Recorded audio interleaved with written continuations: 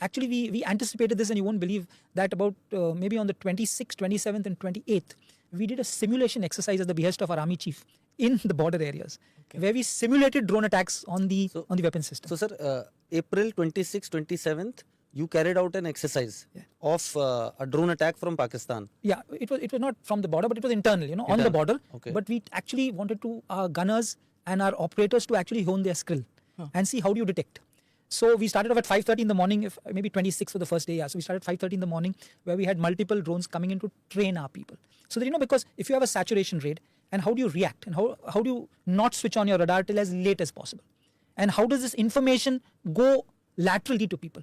How does the Army Air Defense, once it gets this information, proliferate this information to the infantryman who's there, or to the RT man who's there, so that everybody realizes there is a drone, and if he has a capability and the signals, and if he has a capability to engage that drone, how can he engage it? So continuing with what Ajit asked, India was getting ready with its war machinery by end of April.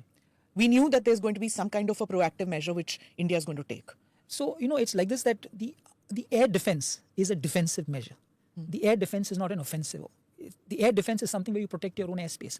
So, by a trickle method, we gradually built up our air defense right along our western borders. I think so. That's how we actually, got the troops familiar with terrain, because we initially deployed not on a VAVP centric mission that we normally do. What does that mean? So what happens is that normally all air defense resources, because ours is a big border, we have about 3,500 border with Pakistan. So you can't have air defense right through. So you have vulnerable points, vulnerable areas which are pre-identified, which are allocated air defense resources. Like if you have an ammunition dump, or you have an airfield, or you have a logistic base, or you have even some population centers, or you have a temple like the Golden Temple. So you predetermine where you want to put these.